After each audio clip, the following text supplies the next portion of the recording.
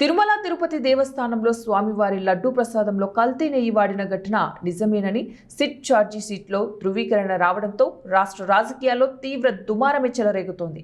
ఈ నేపథ్యంలో నూజివీడు నియోజకవర్గ ఎమ్మెల్యే మంత్రి కొలుసు పార్థసారథి ఆధ్వర్యంలో నూజివీడు పట్టణంలో మహాపాపం కల్తీ నిజం అనే నిరసన కార్యక్రమం నిర్వహించి బస్టాండ్ వద్ద నుంచి వెంకటేశ్వర స్వామి కోవెల వరకు ర్యాలీ చేస్తున్న మంత్రి కొలుసు పార్థసారథి వెంకటేశ్వర స్వామి కోవెలలో ప్రత్యేక పూజలు నిర్వహించి ఆలయ శుద్ధి కార్యక్రమంలో పాల్గొన్నారు.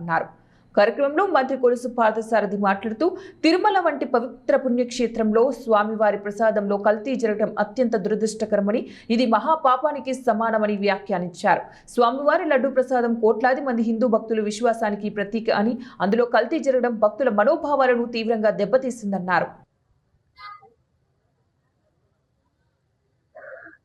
తిరుమల తిరుపతి దేవస్థానం లడ్డూల్లో కల్తీ జరగలేదని చెప్పగలరా అని చెప్పేసి ప్రశ్నిస్తా ఉన్నాం. భారతీయ సంస్కృతిలో అన్ని మతాల సాంప్రదాయాల్ని,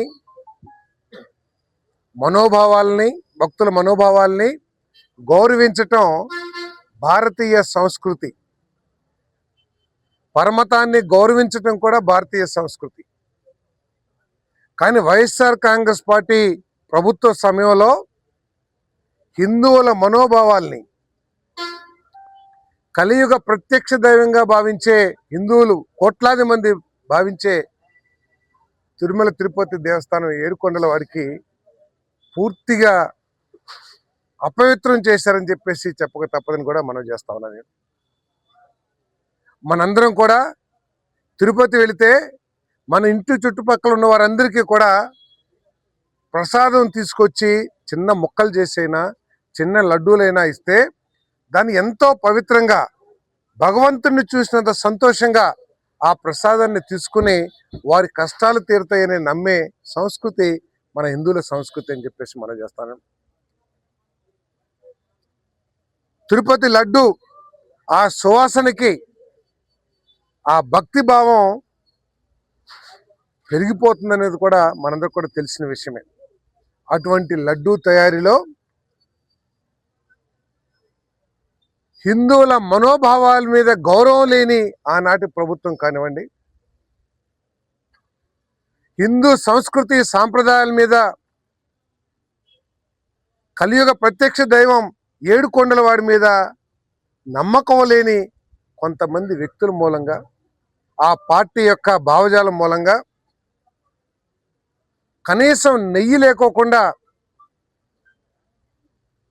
కల్తీ నెయ్యి, పామాయిలు, కొంత జంతువులు కూడా వచ్చిందని చెప్పేసి నాకున్న సమాచారం. ఆ రిపోర్ట్ కూడా త్వరలో, అంటే రిపోర్ట్ రాలేదని మీరు అనుకోవద్దు, రిపోర్ట్ వచ్చేసింది.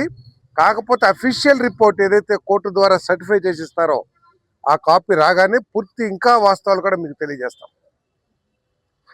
పామాయిల్ని కలిపి పూర్తిగా పామాయిల్తోని పాలు లేకోకుండా, నెయ్యి లేకోకుండా ఆ లడ్డూలు తయారు చేశారంటే అసలు వీళ్ళకి, ఈ వైఎస్ఆర్ కాంగ్రెస్ పార్టీ వాళ్ళకి హిందూ మనోభావాల మీద గౌరవం ఉందా లేదా అని చెప్పేసి చెప్పాల్సిన అవసరం ఉందని చెప్పేసి మనం చేస్తాను. ఒకసారి ఈ నెయ్యి సేకరించే కార్యక్రమాలని పరిశీలించినట్లయితే 2019లో